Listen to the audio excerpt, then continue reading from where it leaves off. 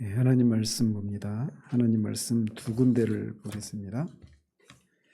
먼저 구약성경 출애굽기 20장 14절 한 절 보도록 하겠습니다. 출애굽기 20장 14절 한 절입니다. 같이 읽습니다. 간음하지 말라. 이어서 마태복음 5장 27절에서 30절까지 보겠습니다. 마태복음 5장 27절에서 30절까지 같이 읽습니다. 또 간음하지 말라 하였다는 것을 너희가 들었으나 나는 너희에게 이르노니 음욕을 품고 여자를 보는 자마다 마음에 이미 간음하였느니라. 만일 내 오른눈이 너로 실족하게 하거든 빼어버리라. 내 백체 중 하나가 없어지고 온 몸이 지옥에 던져지지 않는 것이 유익하며 또한 만일 내 오른손이 너로 실족하게 하거든 찍어내버리라. 내 백체 중 하나가 없어지고 온 몸이 지옥에 던져지지 않는 것이 유익하니라. 아멘. 지난주에는 105문답에서 7문답을 통해 살인하지 말라라고 하는 6계명에서 요구하는 것이 무엇인지에 대해서 살펴봤습니다. 오늘은 제7계명 간음하지 말라라고 하는 계명이 우리에게 요구하시는 것이 무엇인가를 살펴봅니다. 먼저 108문답 같이 한번 읽겠습니다. 하나님께서 제7계명에서 가르치시는 것은 무엇입니까? 하나님께서는 모든 부정을 저주하십니다.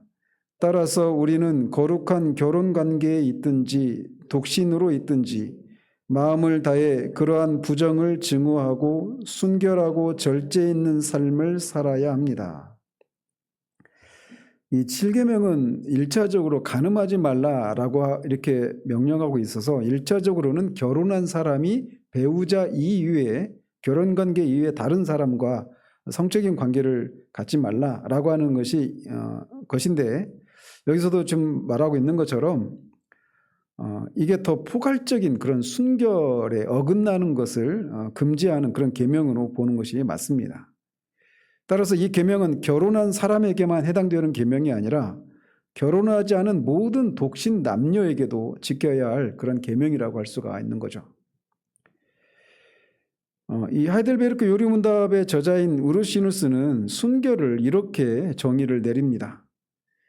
순결은 일반적으로 영혼과 육체의 순전함에 기여하는 덕으로서 하나님의 뜻에 일치하며 또한 하나님께서 금하시는 모든 정욕들을 삼가며 그 모든 욕망과 원인과 효과와 의혹과 기회들과 관련되어 거룩한 부부 관계에서나 독신 생활에서 일어날 수 있는 모든 불법적이며 무절제한 성적인 관계를 삼가는 것이다. 이렇게 정의를 내립니다.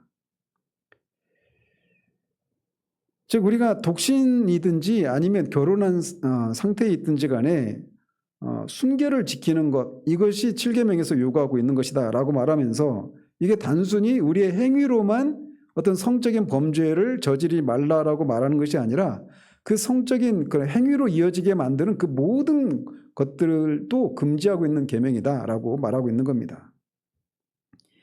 이 계명을 지키는 것, 이 순결함을 유지하기 위해서는 이 108문답의 그 맨 뒤에 보면 순결하고 절제 있는 삶을 살아야 됩니다. 이렇게 말을 하고 있어서 순결함을 유지하는 데 있어서 절제라고 하는 덕목이 반드시 요구된다라고 하는 것을 말해주고 있습니다. 즉 순결은 절제의 원인이고 모든 덕의 근원이 절제라고 할 수가 있습니다. 절제는 이렇게 정의를 내릴 수 있어요. 하나님을 섬기기 위해서 자신에게 주어진 에너지나 시간이나 이런 것들을 절약하는 것을 말하는 겁니다. 그래서 하나님이 그렇게 우리가 절제하고 있었던 것을 이제 하나님을 섬기기 위해서 기회가 주어질 때 그거를 사용하도록 그렇게 아껴두는 것, 이게 절제라고 할 수가 있는 거예요. 그렇기 때문에 우리 안에서 우리를 거룩하게 하시는 성령의 열매 중에 한 특징이 절제라고 하는 것이 들어있는 겁니다. 그래서 사랑할 때도 사랑이 성령의 열매 중에 첫 번째 덕목이지 않습니까? 근데 이것도 절제라고 하는 것에 다 밑바탕을 두고 있는 거예요. 사랑할 때도 절제가 필요한 것이죠. 희락도 마찬가지고 다 거기에 걸려 있는 겁니다. 자, 그렇다면 왜 우리는 이런 순결을 독신이든지 결혼한 상태이든지 간에 이런 성적인 면에 있어서 순결을 우리가 보존해야 되는가라는 겁니다. 결론적으로 말씀을 드리면 이것은 하나님의 명령이기 때문에 그렇습니다. 데살로니가전서 4장 3절에서 6절에서 이렇게 말씀하셔요.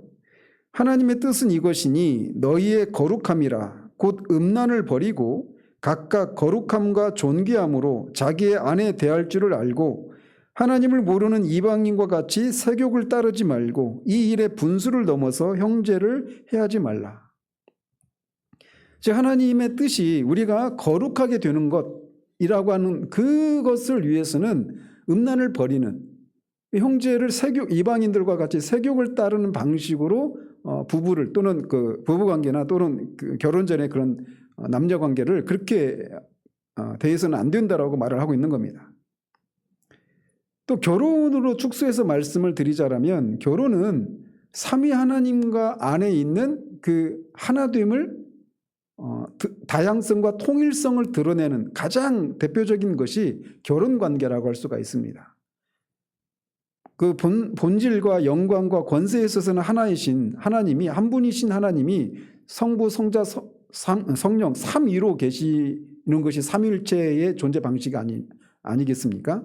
그래서 삼위라고 하는 다양성과 하나님의 권능, 본질과 권능과 영광에 있어서는 하나라고 하는 이 통일성, 이 통일성과 다양성, 이거를 삼위일체를 통해서 우리에게 이제 모든 그 관계들 속에서 이것을 드러내는 것이 그 목적인데 결혼 관계가 가장 대표적인 것이라고 할 수가 있는 거예요.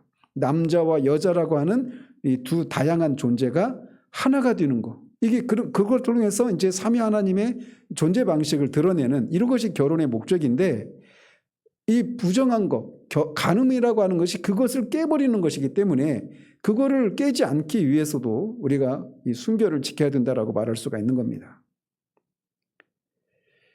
그래서 우리는 이 순결을 유지를 해야 되는데 우리가 이 순결을 유지하는 방법을 좀 살펴보면 먼저는 우리의 행위와 말과 생각에서 이 순결을 지켜야 합니다.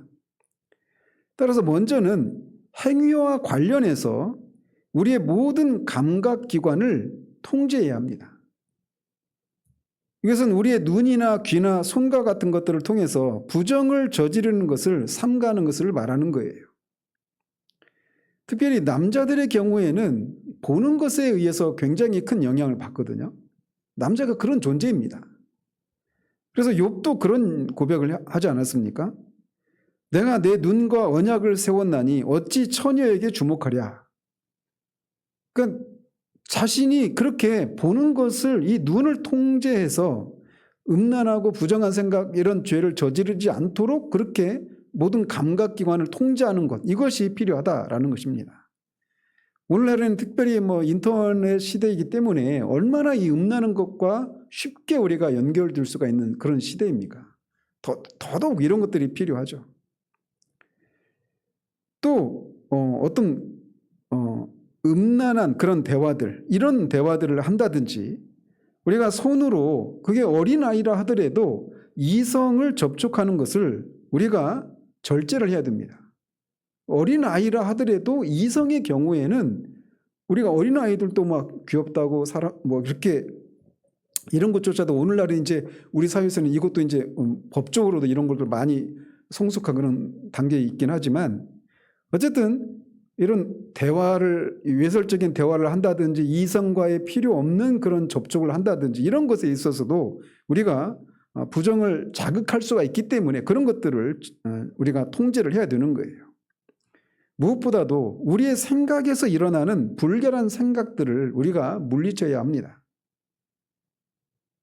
근데 우리가 학자들마다 정확한 그 숫자를 누가 세봤겠습니까? 근데 제가 언젠가 들었을 때 우리 하루에 사람들의 생각 속에서 스쳐 지나가는 생각들이 가지수가 5만에서 10만 이런 얘기를 하더라고요. 근데 그 수많은 생각들이 우리 가운데 이렇게 지나가게 되는데 그 생각 자체를 우리는 막을 수가 없습니다. 그래서 존 오웬이 영적 사고방식에서 말하고 있는 것처럼 생각이라고 하는 그 자체를 우리가 막을 수가 없어요. 그래서 댐에서 물이 흘러나올 때 물이 흘러가는 거를 우리가 막을 수가 없는데 다만 이렇게는 할 수 있다는 겁니다. 물이 흘러가는 방향을 우리가 만들어줄 수 있다는 것이죠. 그래서 그 물의 그 피해를 받지 않도록 그렇게 할 수 있는 것처럼 우리의 생각이 일어나는 것 자체를 우리가 막을 수는 없는데 그 생각이 음란하고 부정한 것으로 흘러가지 않도록 바른 생각으로 우리의 생각을 통제하는 이런 작업이 필요하다는 거예요. 그게 바로 영적인 사고라는 것이죠. 그래서 하나님에 대해서, 성자 예수 그리스도에 대해서, 성령에 대해서, 우리의 구원에 대해서, 우리가 장차 받게 될 영광에 대해서 이런 것들을 자꾸 묵상하는 것을 통해서 거기에서 보는 그 영광스러움과 그 탁월함을 인해서 우리가 그것 이외의 다른 생각들을 하찮게 생각하는 이런 훈련들, 이런 영적인 사고들이 우리 가운데 필요하다라고 할 수가 있습니다.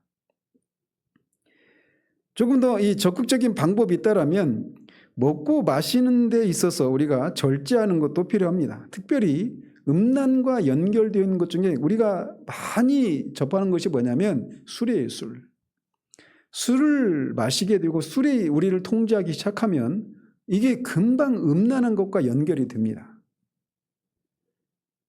또는 우리가 자신에게 주어진 일들에 충실하는 것, 이것도 우리가 이런 부정을 없애는 한 적극적인 방법 중에 하나일 수가 있습니다.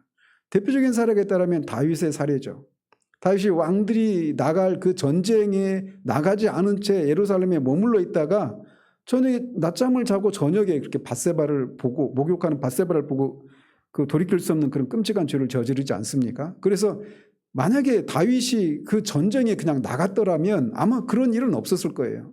물론 이제 또 구속사주교로 보면 다윗의 그런 실패를 통해서 인간의 본성이 부패한 그 전적인 부패함 이거를 또 깨닫게 되는 이런 선도 이룰 수 있었지만 할 수만 있으면 그런 일이 없었어도 뭐 그런 것들을 얼마든지 다른 사례를 통해서도 그런 진리들이 우리가 발견할 수 있었으니까 그래서 다윗의 삶도 완전히 다른 삶이 되었을 거란 말이죠. 근데 그가 자신이 해야 될 일에 충실하지 않는 것을 인해서 그런 일을 저질렀던 그런 사례를 통해서도 우리가 교훈받을 수 있는 것처럼 우리에게 주어진 일들에 열심을 내면 그런 것들에 우리가 눈을 돌리지 않을 수가 있다라는 것이죠. 또 이어서 하나님을 두려워하고 언제나 우리가 하나님 앞에 있다라고 하는 이 코람데오의 정신, 이거를 늘 상기하는 겁니다. 그리고 뒤에서 이제 우리가 다루겠지만 무엇보다도 성령의 도우심을 힘입는 것. 이게 이제 우리가 죄를 이기는 가장 근본적이고 가장 안전하고 가장 확실한 방법이기도 합니다. 그래서 이런 것을 통해서 우리가 독신 상태 가운데 있든지 아니면 이 결혼 상태에 있든지 간에 부정한 행위와 또는 생각이나 몸짓이나 이런 어떤 부정한 것으로 이어지는 그 모든 것들을 우리가 절제할 필요가 있는데 그럼에도 불구하고 우리의 정욕을 제어하지 못하는 경우에는 결혼을 하라라고 얘기를 합니다. 성경이. 만일 절제할 수 없거든 결혼하라. 정욕이 불같이 타는 것보다 결혼하는 것이 나으니라. 이렇게 얘기를 하고 이어서 말하기를 결혼하되 주 안에서 하라. 라고 이렇게 얘기를 합니다. 자, 이렇게 하면 결혼이 마치 어떤 불법한 성적인 죄를 저지르지 않기 위한 어떤 도피처와 같은 그런 것으로 전락하기가 쉬운데 결혼의 목적은 그것은 아니죠. 따라서 이 결혼을 하면 결혼 관계 안에서 우리 안에 막 불같이 일어나는 정욕을 특별히 성욕을 해소하기 위해서 결혼을 하라고 말씀하고 있는 것 같아서 결혼한 부부 사이에서도 막 이런 어떤 무절제한 그런 이 성적인 그런 관계들을 우리가 맺어도 되느냐라고 할 때는 그렇지 않다라는 겁니다. 결혼한 부부 간에도 순결을 유지해야 합니다. 부부간의 순결을 유지하기 위한 이 적극적인 방법에 대해서 하이델베르크 유리문답의 저자인 우르시누스는 이렇게 얘기를 합니다. 부부 상호간에 사랑이 있어야 한다. 이렇게 얘기를 합니다. 마이클 후트는 칼빈이나 종교개혁자들이 당시 젊은이가 중매 결혼을 거부할 수 있다라고 하는 그런 의견을 개진해서 그 당시 유럽 사회에서 물의를 일으켰다라고 얘기를 합니다. 그 얘기는 뭐예요? 그냥 부모가 짝을 지어주면 그 사랑하든 안 하든 이 서로 간에 사랑을 하느냐 아니냐는 그게 크게 중요한 사안이 아니었던 거죠. 그 당시에는. 근데 이제 칼빈이나 종교 개혁자들이 부부 간에 서로 사랑을 해야 된다. 부부 간에 사랑이 전제되어야 된다라고 하는 것을 얘기를 했더라는 거예요. 그래서 부모가 강제로 뭐 중배를 한다 이런 경우에 사랑이 없으면 그거를 거부할 수 있다. 이렇게 얘기를 했다는 것이죠. 그러니까 우리 사회 속에서는 이게 크게 그게 무슨 대수인가 이렇게 싶겠지만 그 당시에는 그게 아니었단 말이에요. 근데 지금도 이런 게 왕왕 있습니다. 저도 이렇게 보면은 그냥 목사님이 결혼하라고 했다 해가지고 그냥 둘이 그냥 결혼하는 겁니다. 그리고는 엄청나게 어려운 그런 부부 생활을 하는 경우들을 봤어요. 그러니까 이게 결혼한 거듭나서 하나님을 위해서 살아가는 이 한 가지만이 결혼의 모든 조건일 수는 없다라는 거예요. 그것만 있으면 사랑하든 안 하든 그 상대방이 어떤 사람이든 이건 중요하지 않다라고 하는 이런 인식이 우리도 모르게 있거든요. 오히려 이게 또 경건한 삶을 살고자 하는 그런 사람들에게서 그런 허점들이 있습니다. 그러나 칼빈도 말했던 것처럼 상호 간에 사랑을 하는 것이 필요해요. 부부 간에는. 성경이 비록 이 사랑과 결혼을 낭만적으로 묘사하거나 감상적으로 다루는 그런 모습들이 많이는 없지만 결혼을 사회적 편익이라고 하는 금욕적인 문제로 설명하지는 않았다라고 이렇게 호트는 말을 합니다. 어쨌든 부부 간에 이렇게 순결을 유지하는 첫 번째 방법은 서로 상호 간에 사랑이 있어야 된다라는 거예요. 두 번째로는 부부 간에도 성적인 순결이 있어야 한다라고 말을 합니다. 이 얘기는 부부 간에 부정을 간통을 하거나 이렇게 해서는 안 된다라고 하는 이런 거를 말하고 있는 것이 아니라 더 적극적인 개념을 얘기합니다. 종교 교육자들은 부부가 서로에게 성적인 의무를 감당해야 한다라고 해석을 했어요.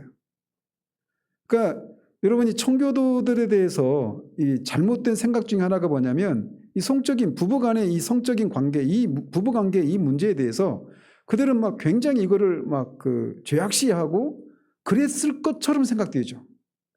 그런데 그렇지 않습니다.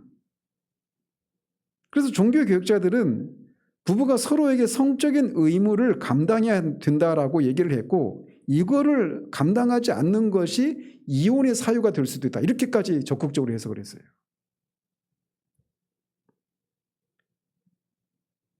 그리고 또 부부 간에 서로의 슬픔과 불행을 함께 나누는 그런 선한 친교가 있어야 합니다. 그래서 부부는 서로의 연약함과 실패와 다른 사람에게는 차마 하지 못하는 그런 얘기까지도 할 수 있는 상대여야 돼요. 그런데 내가 상대방에게 판단을 받고 심지어 정죄받는 것 같은 생각까지 드는 그런 관계라면 자신 안에 있는 생각을 진솔하게 얘기를 못하게 됩니다. 그래서 이것이 차츰 쌓이다 보면 이제 오랜 세월을 같이 해도 서로에 대해서 전혀 모르는 그런 관계가 될 수가 있습니다. 이것은 사실상 종교개혁자들이 이것은 사실상 이 부부를 남편이든 아내든 간에 그 상대방을 유기한 것이다. 이렇게까지 해석을 했어요. 그래서 부부 안에서의 순결을 지키는 것 중에 한 방법이 바로 이런 겁니다. 상대방에게 자신의 그 모든 것들을 다 얘기할 수 있고 나눌 수 있는 그런 상대가 되어줘야 되는 거죠. 그렇다고 해서 그런 간통을 그 상대방이 이렇게 안 했으니까 그렇게 했지 이렇게 또 핑계댈 수는 없지만 이게 부부 사이에서 요구되는 모습이라는 것입니다. 또한 자녀의 훈련과 양육에 부부가 같이 동참하는 것도 부부의 순결을 유지하는 적극적인 방법 중에 하나가 됩니다. 많은 경우에 남자들이 이 일에 있어서 한국 사회에서는 이 일에 있어서 굉장히 이렇게 열애인 것처럼 남자는 그냥 밖에서 돈 벌어다 주는 그런 일만 하면 충분히 내 역할을 다 하고 있다 이렇게 생각하기 쉬운데 그렇게 해서는 안 된다라는 것입니다. 또 서로의 결점을 보완하려고 하는 그런 마음으로 남편과 아내를 감싸는 그런 태도가 필요합니다. 그래서 부부는 이 세상에서 가장 편한 사이가 되어야 돼요.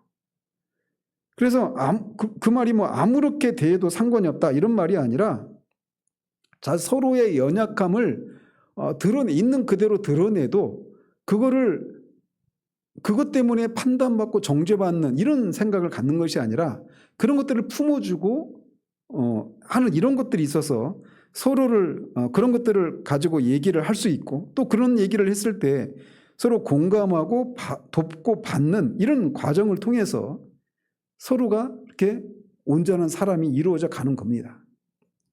이렇게 말하는 저도 굉장히 지금은 처음보다는 좀 나아졌지만 굉장히 많은 그런 갈등을 겪고 그런 시행착오를 많이 겪었습니다. 그런데 이 부부가 정말 하나님이 부부관계, 이 에베소서 강의하면서도 말씀드렸지만 저도 얼굴이 빨개져요. 저도 뭐 잘했다라고 말할 수가 없으니까 여전히 부족함이 있고. 근데 이게 불완전한 존재가 만나서 이 하나님 안에서 끊어질 수 없는 이 관계 안에서 지지고 볶고한 이런 과정을 통해서 우리가 점점 하나님의 말씀이라고 하는 절대 기준에 우리가 서로 복종하면서 서로의 연약함을 품어주고 하는 이런 과정을 통해서 우리가 상대방을 품는 그런 사람으로 성숙해져 가는 겁니다. 그리고 나만 한 사람이 일방적으로 아내나 부부가 일방적으로 잘못하고 일방적으로 잘하고 이런 관계는 없어요. 다 그렇지 않습니까? 다 연약함이 있고 우리가 본받아야 될 부분이 있고 내가 개선해야 될 그런 부분도 있는 거예요. 그래서 그런 것들을 서로 얘기하는 과정 속에서 내 주장이 아니라 하나님의 말씀이라고 하는 이 절대적인 이 기준 앞에 자신을 복종시키고 그런 과정 속에서 온전치 못한 우리들의 모습을 품어주고 하는 이런 과정을 통해서 우리 안에 있는 이 정말 어느 곳에서도 얘기할 수 없는 이 속에 있는 얘기까지 다 끄집어내서 얘기할 수 있고 그런 것을 통해서 그리스도의 십자가에서 이 모든 것들이 다 품어졌다라고 하는 것을 실제적으로 우리가 부부관계 속에서 경험하게 될 때 정말 이런 것을 통해서 우리의 구원의 은혜가 더 서로에게 깊어지는 이런 일들이 일어나게 되는 겁니다. 이런 것을 통해서 우리가 더 온전한 사람으로 자라가는 일들이 있게 되는 거예요. 자, 이어서 109문답 같이 한번 읽어봅니다. 하나님께서는 7계명에서 단지 간음과 같은 역겨운 죄들만 금지하십니까? 우리 몸과 영혼 모두 다 성령의 전이기 때문에 하나님께서는 우리에게 우리 몸과 영혼을 순결하고 거룩하게 지킬 것을 명령하십니다. 그렇기에 하나님께서는 모든 부정한 행동, 몸짓, 말, 생각, 욕망뿐만 아니라 이것들에게로 꿰는 모든 것을 금지하십니다. 자, 방금 말씀드린 것처럼 간음을 하지 말아야 될 적극적인 측면은 우리가 거룩해지는 것이 하나님의 뜻이기 때문에 이거를 위해서 우리가 음란을 피하고 간음을 하지 말아야 한다라고 말씀을 드렸어요. 따라서 우리는 우리의 행동으로 뿐만 아니라 음행으로 이어지는 모든 것들을 금지하고 있다는 겁니다. 그래서 생각이나 몸짓이나 말, 욕망 이뿐만 아니라 이런 것들로 이끄는 그 모든 것들을 금지하고 있다라고 말씀하고 있어요. 그래서 이 말씀을 하시는 이유가 그래서 이 부분과 관련해서 주님이 산상수훈에서 이 5장에서 마태복음 5장에서 여자를 보고 음욕을 품는 자마다 마음이 이미 간음하였다라고 말씀하고 있는 겁니다. 그러니까 당시 이 바리새인들은 이 율법을 해석하는 원리가 문자적으로 그런 행동을 하지 않았으면 이 계명을 지킨 것이 이렇게 생각했단 말이에요. 지난주에 살펴보았던 것처럼 살인하지 말라라고 하는 계명 역시 문자적으로 살인한 경우만 그렇게 해석을 했기 때문에 자신들은 살인자가 아니다 이렇게 생각했는데 그렇지 않고 그 살인으로 이어지는 생각의 뿌리 이것까지도 다루지 않았습니까? 그래서 이 7계명에서 다루고 있는 것은 주님이 이렇게 간음이라고 하는 어떤 행동으로 이어지는 그 뿌리까지도 다루고 있다라고 말씀을 하고 있는 거예요. 그래서 그 음행으로 이르도록 하는 그 모든 것들도 금하고 있다라고 말을 하고 있는 겁니다. 사도 바울은 음행의 죄에 대해서 이렇게 얘기를 합니다. 음행을 피하라. 사람이 범하는 죄마다 몸 밖에 있거니와 음행하는 자는 자기 몸의 죄를 범한다라고 말해서 음행의 죄가 이게 다른 죄와는 다른 어떤 독특한 그 영혼을 파괴하는 그런 아주 파괴적인 죄라고 하는 것을 말해주고 있습니다. 이 음행은 몸에 역행하는 죄로서 몸을 더럽히고 때로는 이 몸을 지나치게 하고 쇠약하게 만드는 그런 죄입니다. 음행 막 여기 성적인 것에 막 탐닉하게 되면 사람이 완전히 그냥 금방 죽습니다. 또 몸뿐만 아니라 영혼에 역행하는 죄가 또 음행의 죄예요. 그래서 그의 마음을 무디게 하고 양심을 마비시키고 그 결과 그의 영혼을 파괴시키는 것이 음행의 죄입니다.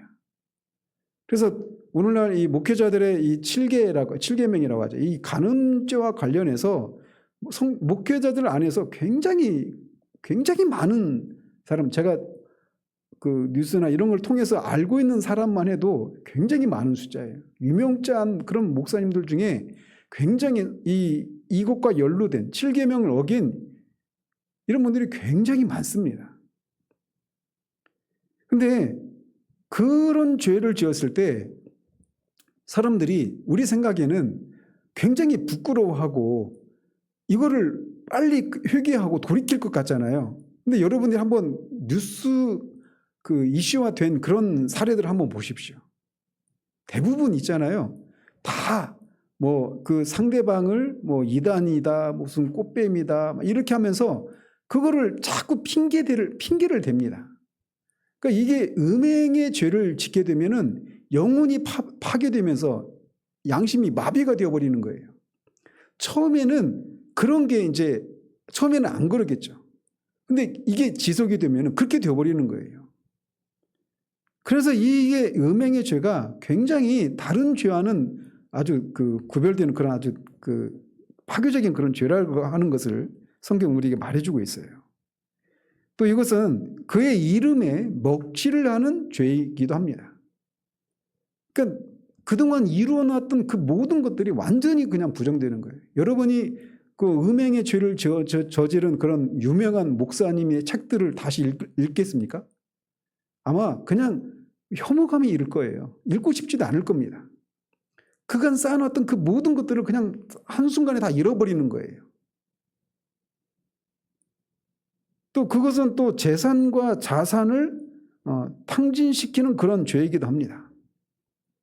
그래서 잠언에 음료로 말미암아 사람이 한 조각 떡만 남게 됨이며 라고 말합니다. 또 잠언 6장 26절에 의하면 그것은 많은 사람을 불시에 죽음으로 몰고 가는 죄다라고 말을 합니다. 네 마음이 음녀의 길로 치우치지 말며 그 길에 미혹되지 말지어다. 대저 그가 많은 사람을 상하여 엎드러지게 하였나니 그에게 죽은 자가 허다하니라. 그의 집은 스올의 길이라 사망의 방으로 내려가느니라 라고 잠언 7장에서 교훈하고 있습니다. 그리고 이 음행의 죄는 자신을 이렇게 파괴시킬 뿐만 아니라 다른 사람도 파괴하는 그런 죄라는 겁니다.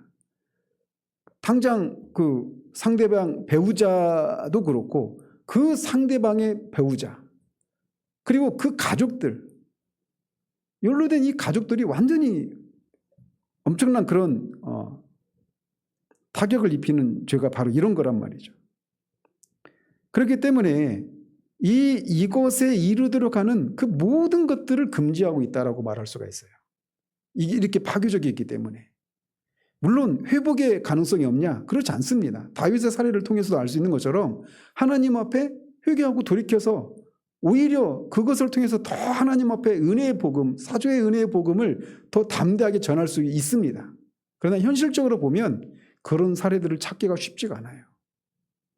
거의 대부분 자신이 어쩔 수 없이 했다라고 하면서 자신의 죄를 숨기거나 또는 그것에 들키지 않기 위한 그런 방법을 취하지 이것을 정직하게 하나님 앞에 그 고백을 하고 정말 하나님과의 그 관계 속에서 그 문제를 다루는, 그리고 정말 다시금 사유하신 은혜를 힘입어서 그렇게 주님 앞에 설 수 있는 이런 모습, 다윗과 같은 이런 회복의 모습을 보이는 사례들이 많지가 않아요. 없는 건 아닌데 우리 현실이 그렇다라는 겁니다. 제가 언제 한번 말씀드렸죠. 그 고든 맥도날드라고 맞나요? 고든 맥도날드라고 하는, 맥도날드 맞나? 갑자기 확신이 없죠. 네. 그 IBP에서 제가 지금 책 제목을 잊어버렸네요. 그분이 IBP 총재인가 그래요, 미국에. 내적 성장에 뭐 있는데 제가 지금 이름이 기억이 안 납니다. 근데 그분도 이 성적인 죄를 저질렀어요. 그리고 교회 앞에 고백을 하고 사임을 했습니다. 근데 그것마저도 훌륭한 행동이에요. 요즘은 안 물러나요. 그러니까 지금 뭐 타교단 그 총회장이 지금 성적인 범죄를 저질러서 교회에서는 사임을 했는데 그 교단의 총회장이 지금 되어서 지금 안 물러나고 지금 있잖아요. 지금 현재. 근데 그렇단 말이에요. 그런데 그 목사님은 자신의 죄를 정직하게 교회 앞에 얘기를 하고 사임을 합니다. 그것으로 끝났어도 훌륭한데 그분이 정말 하나님 앞에서 그 문제를 가지고 씨름을 하고 하나님으로부터 사유하신 은혜를 입어요. 더 놀라운 게 뭐냐? 교회가 다시 그 목사님을 자신의 목사로 받아들입니다. 그래서 그 교회에서 다시 목회를 해요. 그리고 그분이 나중에 이제 빌 클린턴이 르윈스키하고 그 스캔들이 있었을 때 그를 이렇게 영적으로 돕는 일들을 합니다. 그러니까 그게 정말 저는 그 목사님보다 저는 그 교회가 정말 대단하다 이런 생각을 해요. 우리가 그럴 수 있어야 되지 않겠어요? 우리가 품고 그리스도의 그 십자가의 보혈로 그가 분명히 하나님과의 관계가 회복되어지고 이런 것이 있다라면 우리가 얼마든지 그게 품을 수 있어야 되잖아요. 그죠? 자, 그래서 이 죄가 작은 죄가 아니에요. 다른 죄하고는 독특한 그런 성격을 가지고 있는 겁니다. 이 음행의 죄가. 자, 그래서 이거를 우리가 억제를 해야 되는데 어떻게 해야 되느냐? 이거에 이제 주님이 마태복음 5장 29절 30절에서 말씀하고 있는 거예요. 그리고 이것은 단지 어떤 간음의 죄만이 아니라 모든 죄를 우리가 대하는 태도이기도 합니다. 그래서 보시면 만일 네 오른 눈이 너로 실족하게 하거든 빼어내어 버리라. 내 백체 중 하나가 없어지고 온 몸이 지옥에 던져지지 않는 것이 유익하며 또한 만일 내 오른손이 너로 실족하게 하거든 찍어내 버리라. 내 백체 중 하나가 없어지고 온 몸이 지옥에 던져지지 않는 것이 유익하니라. 주님은 이런 표현을 통해서 죄가 여기서는 이제 구체적으로는 간음죄이지만 죄가 얼마나 무서운지 그리고 그 죄를 처리하고 제거해야 할 그런 중요성을 이런 표현을 통해서 이렇게 강조하고 계신 겁니다. 특별히 이 유대 사회 속에서는 오른쪽이 더 귀하게 여겼잖아요. 그래서 오른쪽을 왼쪽보다 더 중요하게 생각했던 그런 문화권 속에서 그걸 염두에 두시면서 너희 눈이 이렇게 말하지 않고 너희 오른눈이 너희 오른손이 그렇게 죄를 저지르게 되거든 그거를 눈을 빼버리고 손을 잘라버려라. 오른손을 잘라버려라. 이렇게 말씀하고 있는 겁니다. 이것을 통해서 강조하고 계신 게 뭐냐면 너희들이 그렇게 소중하게 생각하는 오른눈과 오른손과 그런 것과 같이 이렇게 소중한 것이라고 하더라도 그것이 죄의 원인이 되고 있다면 그것을 제거하라라고 말씀하고 있는 거예요. 주님은 성결의 중요성과 이 죄의 결과로서 우리가 직면하게 되는 이 무서운 위험을 강조하시기 위해서 이렇게 유대 사회 속에서 그렇게 소중하게 생각하는 오른 눈과 오른손이 죄를 저질렀을 경우에 그걸 빼버리고 잘라버려서라도 그 죄를 짓지 않으려고 하라고 얘기하고 계신 거예요. 이렇게 우리가 가장 소중하게 생각하는 것이라 하더라도 그것이 우리로 하여금 죄를 짓게 하고 그 결과 지옥의 심판을 받게 한다면 아무리 소중한 것이라 하더라도 제거해라 이렇게 말씀하는 겁니다. 저는 개인적으로 이 본문을 가지고 제가 회심할 때 이 본문이 저를 회심으로 이끄는 본문 중에 하나였어요. 오른눈뿐만 아니라 두 눈 다 빠지고 오른손뿐만 아니라 왼손 사지가 다 잘려나가도 구원만 받을 수 있으면 좋겠습니다. 이게 지옥에 하나님의 심판을 받아서 지옥에 가는 거하고 내가 그것이 아니라면 내가 어떤 것이 있더라도 기꺼이 그렇게 하겠습니다. 어떤 대가를 치르더라도 그렇게 하겠습니다라고 하는 이런 고백을 이렇게 불러오게 했던 본문이 바로 이 본문인데 주님은 지금 그걸 말씀하고 있는 거예요. 가장 소중하게 생각하는 것을 잃어버리더라도 그것을 소유한 채로 지옥에 가는 것보다는 없는 채로 지옥에 가지 않는 것이 더 낫다. 이렇게 말씀하시면서 죄가 그렇게 심각하고 위험하다라고 하는 것을 말씀하고 계신 거예요. 자, 그렇다면 우리는 이렇게 심각한 죄 문제를 어떻게 처리해야 되는가? 먼저는 죄의 성격과 결과가 얼마나 심각한 것인가를 깨달아야 합니다. 우리가 성경적으로 죄라고 하는 것이 무엇인지를 알지 못하면 성화를 이루는 삶이 가능하지가 않습니다. 오늘날 자칭 그리스도인이라고 하는 사람들 속에서 거룩한 삶을 이루는 모습이 나타나지 않는 가장 큰 이유 중에 하나는 죄가 무엇이고 죄의 결과가 얼마나 심각한 것인지를 모르기 때문이다라고 루디누스는 얘기를 합니다. 우리가 알다시피 죄는 죄를 저지르면 죄에 대한 책임을 지게 되는 이 죄책만 불러일으키는 게 아니라 죄와 관련해서 문제되는 것은 죄의 오염이라고 하는 것이 있습니다. 그래서 우리는 죄 자체와 그 죄 자체 때문에 짓게 되는 구체적인 죄들 이거를 구별할 수 있어야 돼요. 그래서 영어로는 sin 그리고 sins 복수 s를 붙여서 그래서 죄는 그 자체는 죄들로 인도하는 세력이고 뿌리라고 할 수가 있습니다. 이걸 죄의 권세, 죄의 지배라고도 할 수 있겠죠.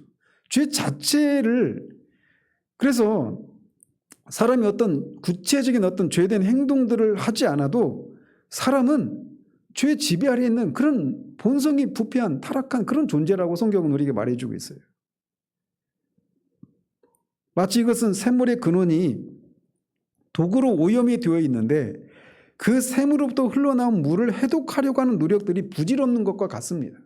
많은 경우에 그래서 우리가 성화를 이룬다라고 할 때는 죄된 행동들을 고치고 개선하려고 하는 이런 노력들을 한단 말이에요. 근데 더 문제는 그런 죄된 행동들을 하게 만드는 죄 그 자체 이 문제를 우리가 볼 수 있어야 되는데 이거를 모르니까 그냥 죄된 행동들에 주목하면서 이 문제를 해결하려고 몸부림치다가 그것마저도 바른 방법이 아닌 방식으로 죄 문제를 해결하다가 실패하고 그러면서 나는 이렇게 성장이 안 될까 변화가 없을까 라고 하면 지쳐버리는 거예요. 그래서 죄와 죄된 행동들을 구별하는 것이 필요합니다. 뿐만 아니라 그런 죄의 결과가 얼마나 심각한 것인가라고 하는 것도 우리가 깨달아야 합니다. 죄는 어떤 결과를 불러왔을까요? 사망을 불러왔고 바로 그 죄 때문에 하나님의 아들이신 분이 사람이 되셔서 이 땅에 오셔서 이 문제를 해결하시기 위해서 그렇게 율법 아래 나시고 이 금생의 비참한 가운데서 조롱과 멸시를 받으시고 마침내 십자가에서 하나님으로부터 버림받는 하나님의 진노를 받는 그런 일을 초래했단 말이죠. 죄가 가지고 있는 이 무서운 결과는 하나님의 아들이 십자가에서 죽는 것 이외에는 죄인들을 구원할 수 없는 그런 무시무시한 결과를 초래했다라는 거예요. 그만큼 죄 문제가 심각한 것이라고 하는 것을 그 하나님의 아들이 십자가에서 죽는 그 이외에는 우리의 죄 문제를 해결할 수 있는 그런 길이 없을 정도로 죄의 결과가 이렇게 심각하다라고 하는 것을 우리가 인식할 필요가 있는 거예요. 다음으로 이렇게 죄의 성격과 그 결과를 우리가 깨달아야 될 뿐만 아니라 우리 영혼이 얼마나 중요한가라고 하는 것도 우리가 생각을 해야 됩니다. 주님은 내 백체 중 하나가 없어지고 온 몸이 지옥에 던져지지 않는 것이 유익하다라고 말씀하십니다. 즉 주님은 이 말씀을 통해서 우리 영혼이 정말 소중하기 때문에 우리 눈이 죄의 함정에 빠지는 원인이 된다면 그것을 뽑아 제거해야 한다라고 말씀하고 있는 겁니다. 물론 이게 문자적으로 그걸 말하는 거 아니죠. 눈으로 지었다가 막 죄를 빼고 눈을 빼고 그렇다면 아마 우리 신체에 남아있는 지체가 하나도 없을 겁니다. 손으로 빼야 되는데 나중에 뺄 손도 없게 되고. 문자적인 의미는 아니죠. 이 땅을 살아가면서 우리에게 주어진 많은 것들은 그 자체로 옳고 유익한 것들입니다. 그러나 그런 유익한 것들이라 하더라도 그것들이 우리를 죄로 인도한다면, 그리고 그것들이 우리의 영원한 운명에 치명적인 그런 해로운 결과들을 가져오는 것이라면 기꺼이 그것들을 제거하라라고 말씀하고 있는 거예요. 그래서 어떻게까지 말씀하시느냐? 무릇 내게 오는 자가 자기 부모와 처자와 형제와 자매와 더욱이 자기 목숨까지 미워하지 아니하면 능히 내 제자가 되지 못한다라고 말씀하십니다. 우리가 얼마나 많은 경우에 하나님이 주신 이 선물들에 매여서 이 선물들과 하나님 사이에서 갈등을 하면서 결국은 부자 청년처럼 그렇게 슬픈 기색으로 돌아가는 그런 일이 얼마나 많은가라는 거예요. 최종적으로는 부모와 처자가 아니라 처자와 형제, 처형도 포함됩니다. 처남도 포함되고. 자, 부모와 처자와 형제, 그리고 우리의 목숨도 우리 주님이 주신 거죠. 그래서 다 소중한 것들이에요. 그것들을 우리가 향유하고 누릴 권리가 있습니다. 그 자체로는 아무런 문제가 없어요. 그러나 이렇게 소중하고 하나님이 주신 선물이기 때문에 정당한 것이라 하더라도 그것들이 우리와 주님 사이에 끼어들게 해서는 안 된다라고 말씀하시는 거예요. 그래서 사도 바울도 무엇이든지 내게 유익하던 것을 내가 그리스도를 위하여 다 해로 여길 뿐더러 또한 모든 것을 해로 여김은 내 주 그리스도 예수를 아는 것이 가장 고상하기 때문이라. 내가 그를 위하여 모든 것을 잃어버리고 배설물로 여김은 그리스도를 얻고 그 안에서 발견되려 함이니라고 말합니다. 그게 유익한 것들마저도 해로 여기고 똥처럼 여긴다라고 말하고 있는 거예요. 그래서 이렇게 아무리 정당한 것이고 하나님이 주신 선물이라 하더라도 그것들이 주님과 우리 사이에 끼어들고 또 더 나아가서 우리로 하여금 이것 때문에 죄를 짓게 되는, 죄는 다른 것이 아닙니다. 하나님의 뜻을 어기는 것이 죄예요. 그래서 때로는 하나님이 아브라함에게 이삭을 바칠 것을 말씀하셨는데 이삭을 바치지 않는 것이 죄란 말이에요. 그런 것처럼 우리에게 주신 이 모든 것들, 소중한 것들, 이런 것들을 때로는 하나님이 하나님께 내어드릴 것을 요구하시는 경우들이 있단 말이에요. 문자적으로 뭐 죽인다 이런 건 아니지만 말이죠. 그런데 그런 경우가 발생한다 하더라도 그럴 때 주님을 선택하는 것이어야 한다는 것이죠. 오직 주님만이 이것을 요구하실 수 있는 권리가 있으신 분이십니다. 그분은 선 그 자체이시고 모든 것의 주인이시고 우리의 모든 존재를 쏟아부어서 사랑하고 섬겨야 할 유일한 분이시기 때문에 이것을 주장할 수 있는 유일한 분이십니다. 그런데 우리 문제는 언제나 이 세상에 속한 것들을 더 사랑하고 누리는 것에 대해서 정당화시키려고 한다는 겁니다. 그래서 내 부모를 공경하라고 하시지 않았습니까? 내 그 자녀들을 주의 교훈과 훈계로 잘 양육하라고 하지 않았습니까? 남편을 공경하라고 하지 않았습니까? 아내를 사랑하라고 하지 않았습니까? 그래서 우리가 소중하게 생각하는 것들과 하나님 사이에서 늘 이런 것들이 문제가 되는, 그래서 하나님이 아닌 이런 것들로 돌아가게 되는 그 대표적인 사례가 말씀드린 것처럼 부자 청년의 경우가 그거 아니겠어요? 우리 영혼의 구원에 악영향을 끼치는 것은 그것이 무엇이든지 우리는 미워하고 이것들을 주님보다 뒤에 놓아야 하는 것입니다. 근데 이것은 우리가 구원을 받는 처음 단계에서만 이런 원칙을 적용하는 것이 아니라 구원받은 이후에도 여전히 우리는 이런 원칙을 적용해야 돼요. 사실 그리고 지난주에도 말씀드린 것처럼 그리스도인은 우리가 예수 그리스도를 믿는다라고 하는 것은 우리의 모든 것이 주님의 것이다라고 하는 고백입니다. 주님이 우리가 믿을 때 주님 핏값을 우리를 사셨다라고 성경이 말하고 있지 않습니까? 그래서 우리에게 속한 모든 것, 우리의 생명을 포함해서 우리가 누리고 있는 그 모든 것들이 다 주님의 것이에요. 그래서 그리스도인이 된다라고 하는 것은 우리가 조금씩 헌신하다가 마지막에 큰 은혜를 받아서 성장했을 때 온전한 헌신을 하는 게 아니라 첫 출발 지점이 온전한 헌신, 전적인 헌신으로부터 출발하는 거예요. 그리스도인은. 근데 이게 경험적으로 체험적으로 이거를 이제 하나씩 경험해 나가는 것이지, 그리스도인의 존재, 주님과 우리 사이의 그 관계는 바로 그거란 말이에요. 주님이라고 하지 않습니까? 그래서 이것은 우리가 처음 구원받을 때뿐만 아니라 구원받은 이후에도 마찬가지, 이 원칙을 늘 견지해야 되는 거예요. 우리의 영혼의 안녕과 이 영원한 복지를 생각한다면, 그리고 하나밖에 없는 우리 영혼이 진정한 만족과 복락을 누릴 수만 있다면 그것을 가로막는 무수한 종류의 장애물들을 기꺼이 내려놓을 수 있어야 합니다. 거기에는 우리가 이 세상에서 가난해지는 것이 될 수도 있고, 때로는 우리가 이런저런 경제적인 손실을 보는 것일 수도 있고, 우리가 가장 사랑하는 사람의 마음을 상처를 주는 그런 일이 될 수도 있어요. 사람이 만일 온 천하를 얻고도 자기 목숨을 잃으면 무엇이 유익하리요? 내 백체 중 하나가 없어지고 온 몸이 지옥에 던져지지 않는 것이 유익하니라, 이렇게 말씀하고 있어서 무엇이든지 그게 주님과의 관계 속에 경쟁 그런 관계로 들어오게 하는 것을 용인하지 말라라고 말씀하고 있는 겁니다. 이런 측면에서 우리는 우리 삶을 돌아볼 필요가 있는 거예요. 우리 영혼과 영혼의 운명을 가장 우선시하면서 살고 있는지, 이제 구원은 따놓은 당상이니까 적당한 순종 속에서 안락한 삶을 살고자 하고 있는 건 아닌지 우리가 돌아볼 필요가 있는 겁니다.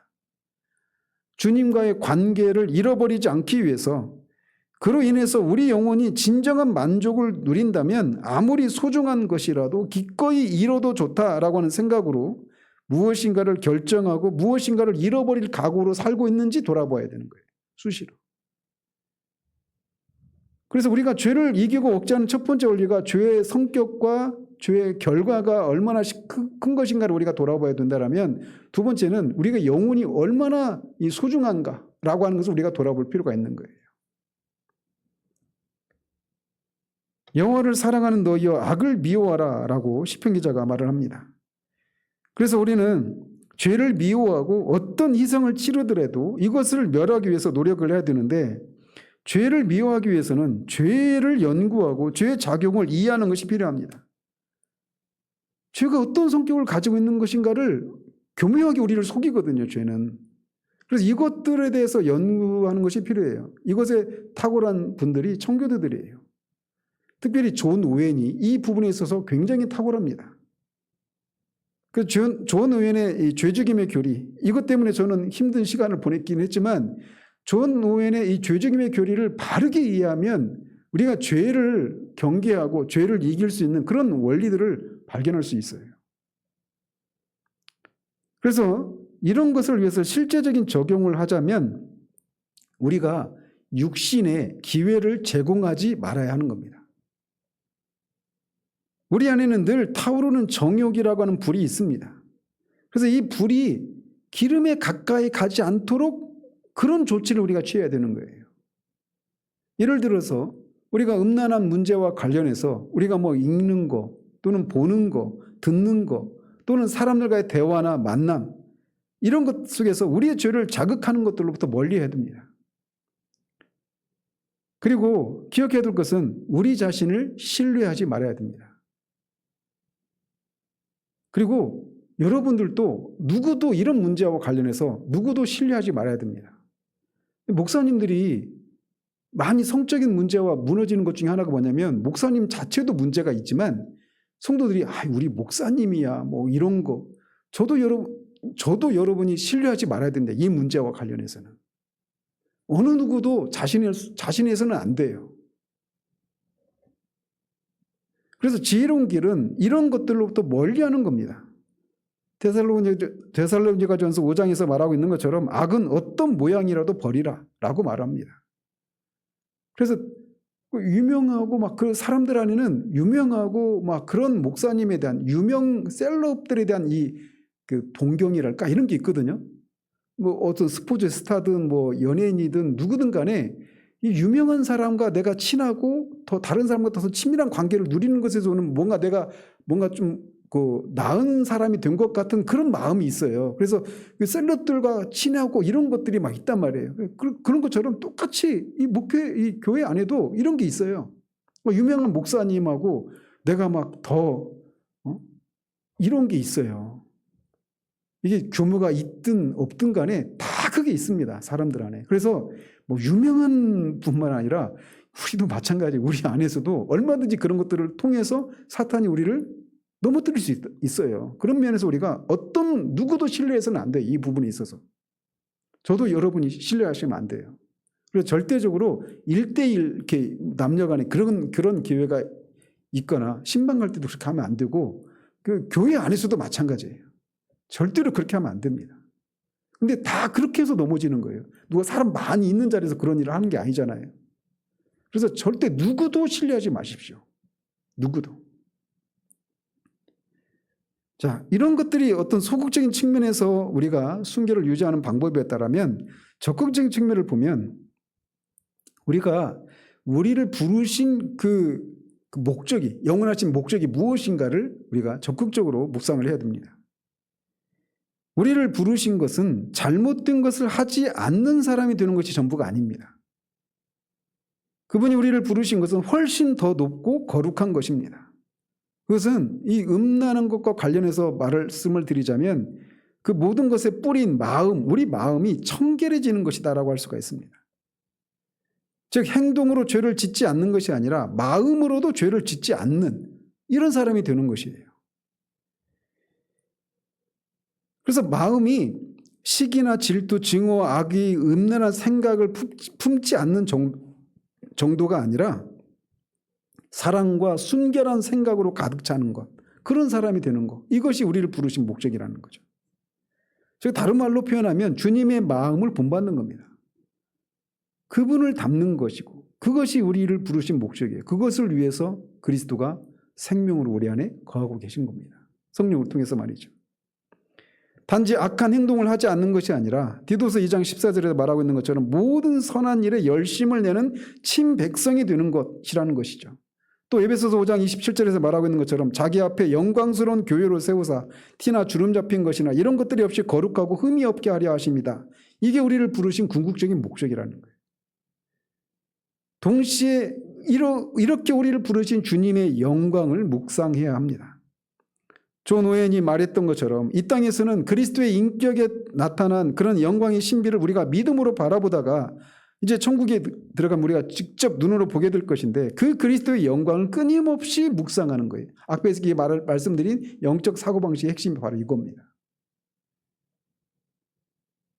그래서 우리는 우리의 부르심이 얼마나 높고 고결한 것인가를 끊임없이 묵상함으로 그것을 깨달으면 몇 가지 죄된 행동들을 하지 않는 정도에서 만족하지 않습니다. 왜냐하면 우리의 마음에 자리하고 있는 죄의 세력이 우리를 넘어지게 한다라고 하는 것을 알고 있기 때문에 그렇습니다. 그런데 그렇지 못한 현실이 우리 가운데 있잖아요. 우리가 되고 싶고 되어야 될 그런 모습과 그렇지 못한 우리 현실들 사이에서 거기에서 우리의 상한 심령이 거기에서 생겨나는 겁니다.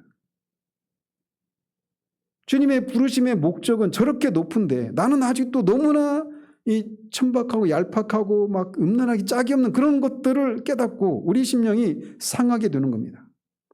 이렇게 상한 심령은 기도의 시작이에요. 기도는 그런 마음으로부터 출발하는 겁니다. 그러므로 기도는 우리가 육신의 일을 도모하지 않고 죄를 억제하는 데 있어서 너무나도 필수적인 것이다라고 할 수가 있습니다. 자, 그런데 지금까지 우리가 살펴봤던 내용들을 요약해 보면 우리는 어떤 고백을 할 수밖에 없습니까? 이걸 우리가 할 수가 없다라는 겁니다. 즉 죄가 얼마나 심각하고 그 뿌리가 얼마나 견고한가라고 하는 것을 깨닫는다면 이거를 우리가 어떻게 이길 수 있는가 이런 생각을 할 수밖에 없는 거예요. 또 우리 영혼을 위해서 우리에게 가장 소중한 것이라도 제거해야 된다. 이게 쉽지 않습니다. 특별히 그게 사랑하는 그런 관계라면, 그리고 더 나아가서 궁극적으로는 자기 목숨, 자기를 부인하는 이 문제는 결코 그냥 쉽게 할 수 있는 게 아니에요. 또 육신의 일을 도모하지 않는 일, 이것 역시 얼마나 어려운가라고 하는 것을 깨달을 수밖에 없다는 겁니다. 그래서 이 모든 것을 우리가 진짜 깨달았다면 우리 힘으로 할 수 없다라고 하는 그런 고백을 할 수밖에 없는 거예요. 그럼 어떻게 해야 됩니까? 우리 힘으로 할 수 없기 때문에 성령의 도우심이 아니면 안 된다라고 하는 것을 말하는 겁니다. 그래서 로마서 8장에서 너희가 육신대로 살면 반드시 죽을 것이로되 영으로서 몸의 행실을 죽이면 산다라고 말하고 있는 겁니다. 육신의 힘으로 몸의 행실을 죽이면 반드시 실패하고 죽습니다. 오히려 그런 일을 하면 할수록 죄가 더 극성을 부리고 오라 나는 곤고한 자로다. 이 사망의 몸에서 누가 나를 건져내라라고 하는 이런 탄식을 쏟아낼 수밖에 없습니다. 그게 7장에서 다루고 있는 내용이에요. 따라서 반드시 성령으로서 몸의 행실을 죽여야 합니다. 근데 이것은 우리가 실패를 통해서 배웁니다. 아이러니하게도. 반드시 성령으로서 몸의 행실을 죽여야 합니다. 그리고 이 말씀드린 것처럼 실패를 통해서 배우는 거예요. 그런데 실패한 그런 자신을 부끄러워할 것이 아니라 이 실패를 하고 있는 나를 좀 더 큰 열심을 내서 개선해서 이 일에 다시 성공하리라 이렇게 시도할 것이 아니라 실패한 나를 정직하게 하나님 앞에 고백을 하고 이러니 나를 도우시기를 하나님 앞에 구하며 나가야 되는 거예요. 그렇게 하도록 전적으로 하나님만 의지하도록 우리를 그런 실패를 경험하게 하시는 것이기 때문에 실패하는 나를 보고 나를 부끄러워하고 그런 나를 다른 사람들에게도 들키지 않으려고 그렇게 하려고 하는 이런 것을 해서는 안 되는 겁니다. 그렇게 하고 있는 동안은 우리가 천년을 살아도 절대로 이 죄 문제를 이길 수가 없어요. 전적으로 하나님의 그런 실패를 통해서 내가 정말 아무것도 할 수 없는 그런 존재라고 하는 무능력한 존재라고 하는 것을 정직하게 하나님 앞에 아뢰고 전적으로 하나님만 의지하는 그럴 때 거기에서 성령의 능력이 거기에서 나타나는 겁니다. 모든 그리스도인은 성령을 선물로 받은 사람입니다. 그 성령께서 신자 안에 계시면서 자신의 기쁘신 뜻을 행하기 위해서 우리 안에서 거룩한 열망을 일으키십니다. 빌립보서 2장 13절에 12절 13절에 말하고 있는 것처럼 너희 안에 계신 이는 하나님이시니 너희 안에 소원함을 두고 행하신다라고. 그래서 우리가 그 소원함을 두고 행하시는 성령을 따라서 행하면 육체 욕심을 이루지 않는다라고 갈라디아서서 말씀하고 있는 거예요. 성령을 따라 행할 때 우리가 몸의 행실을 죽일 수 있고 육체의 일을 행하지 않을 수가 있게 되는 것이고 더 적극적으로는 우리를 통해서 그리스도가 사시는 삶이 나타나는 거예요. 구원받는다라고 하는 것은 바로 그것을 말하는 겁니다. 교회는 다른 것이 아니라 그런 사람들의 모임이에요. 그래서 교회는 그리스도가 각 개인의 삶을 통해서 그리스도가 골로새서 3장 3절에서 말하고 있는 것처럼 그리스도 우리의 생명이신 그리스도가 그렇게 개인의 삶을 통해서 나타나는 것처럼 교회를 통해서 그런 일이 일어나는 겁니다. 저는 요즘 우리 교회를 향해서 하나님이 주시는 그런 소망이 뭐냐면 바로 이거예요. 정말 우리 교회 안에서 그리스도가 우리의 머리가 되시고 우리의 생명이 되셔서 교회를 통해서 그리스도가 사시는 그 삶의 모습들이 나타나는 그런 교회. 그럴 때 어떤 일들이 일어날까요? 우리는 그리스도가 사셨던 삶을 살아내는 겁니다. 교회가. 그래서 사랑할 수 없었던 사람을 사랑하고 정말 그 죄와 허물로 죽은 사람들이 살아나는 구원에 이르는 일들이 일어나고 또 그렇게 사셨던 그리스도가 이 땅에서 수많은 고난을 받지 않으셨습니까? 고난을 받는 일도 교회가 일어나기 시작하는 거예요. 그리스도가 우리 교회를 통해서 그리스도가 사시는 삶의 모습이 나타나기 시작할 때 그리스도가 이 땅에서 사셨던 그 삶의 모습들이 재현되는 겁니다. 그리스도는 교회의 머리이고 교회가 그리스도의 몸이라고 하지 않았습니까? 그래서 머리 되신 그리스도가 우리 몸 된 교회를 통해서 그리스도가 사시고자 하시는 삶을 살아내도록 하시기 위한 것이 바로 교회란 말이에요. 그래서 만물 안에서 만물을 충만하게 하시는 일들을 하기 위해서 교회가 이 땅에 존재하는 거예요. 그래서 그리스도의 생명이 교회 안에 있는 사람들 또 교회 밖에 있는 사람들이 교회가 그런 사람들을 만날 때 그 사람들에게 예수의 생명이 나타나는 겁니다. 그럴 때 거기에서 진짜 삶의 모습, 생명의 역사가 나타나는 거예요. 그럴 때 또 아이러니하게도 주님이 그런 삶을 사셨을 때 끊임없이 핍박과 그런 고난을 받지 않으셨습니까? 그런 것처럼 그 고난이 일어나게 되는 거예요. 뿐만 아니라 영적으로도 악한 영들이 주님을 끊임없이 시험하고 공격했던 것처럼 교회도 그런 일을 겪기 시작합니다. 저는 그런 면에서 제가 로마서 6장을 막 들어가면서 우리 교회 안에서 막 그런 것들을 막 기대가 있어요.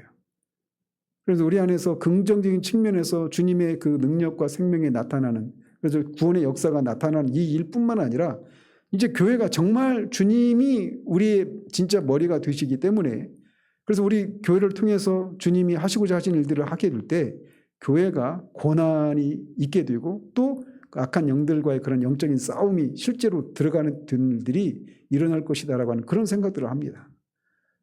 그런 면에서 우리가 주님이 우리를 부르신 목적은 바로 여기 있다라고 하는 것을 기억을 하고, 이게 주님은 이제 마태복음 5장에서는 이 간음의 문제를 다루시면서 그 죄를 어떻게 처리할 것인가라고 하는 것을 말씀하셨는데, 이게 꼭 그 문제뿐만 아니라 모든 죄를 다루는 방식이에요.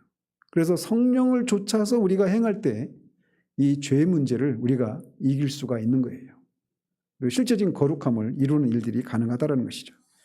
그래서 이 문제로 다시 돌아와서 우리 안에 정말 이 음란의 문제, 간음의 문제가 굉장히 심각합니다. 아까도 말씀드린 것처럼. 그런데 이 일이 그 음란의 문제가 가지고 있는 그 독특함 때문에 이 문제가 굉장히 다른 죄와는 좀 다른 그런 성격을 가지고 있어요.